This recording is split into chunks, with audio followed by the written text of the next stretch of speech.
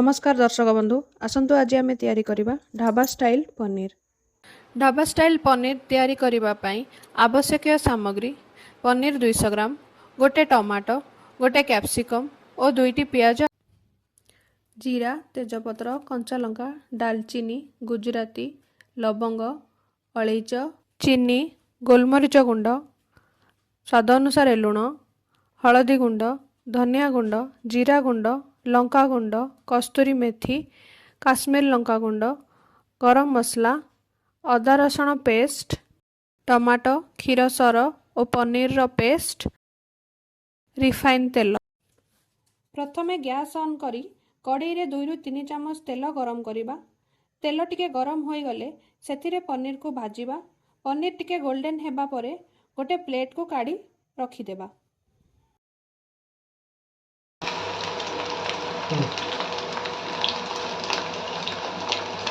सेही कड़ाई रे पियाज, टमाटो और कैप्सिकम को अल्प भाजी नहीं ताको गोटे प्लेट रे काढ़ी रखी देबा।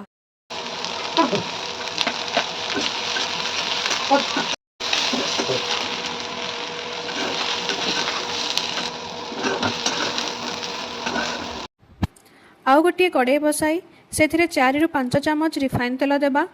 तेजपत्र, जीरा, गोटा गरम मसला और कंचा लंका पकाई भल करी भाजिबा।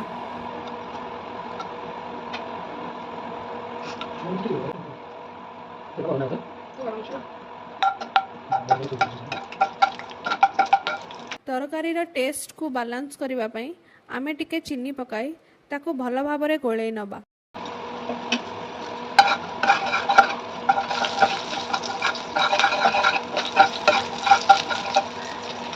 कलर आसीबा परे पियाज पकाई ताको भाजिबा।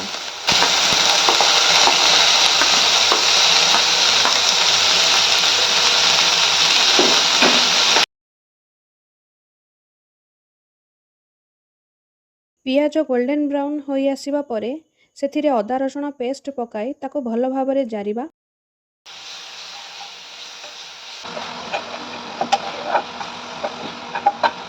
मसला टिके हेई आसीबा परे सेथिरे स्वाद अनुसार लुण, हलदी गुंड, लंका गुंड, धनिया गुंड, जीरा गुंड, काश्मीरी लंका गुंड सबको पकाई टिके भल भाबरे चलाई देबे और हाफ कप पानी देई ताको फुटिबा पई छाड़ी देबे।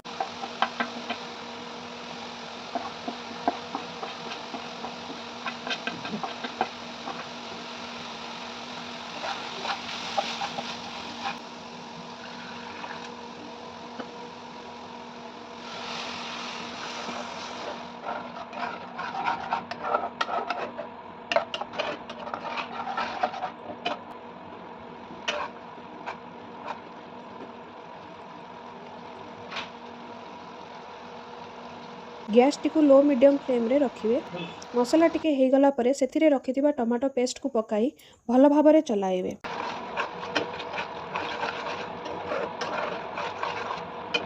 सब मसला को 2 मिनिट सिझिबा पई छाड़ी देबे। तापरे सेथिरे गोलमरीच गुंड और कस्तूरी मेथी पकाई चलाइबे। मसला को सिझिबा को 10 मिनिट घोड़ाई देई छाड़ी देबे। मझिरे मझिरे चेक करूथिबे नहले मसला लागि जिवो।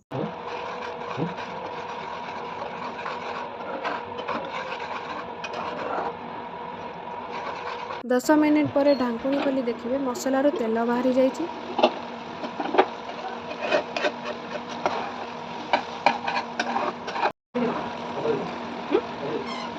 सेथिरे पनीर को पकाई देबे आउ टिके चलाई देबे। हाफ कप पानी दे पनीर को 2 मिनिट मसला सह सिझिबा को ढांकुणी घोड़ाई छाड़ी देबे।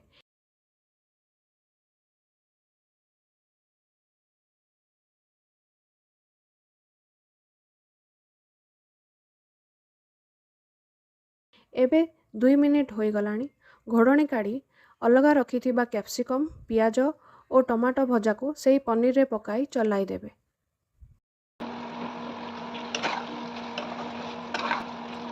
गोटे मिनिट सबको मसला सह सिझिबा को छाड़ी देबे। तापरे गरम मसला पकाई गैस को बंद कर देबे और धनिया पत्र पकाई गोलाई नेबे।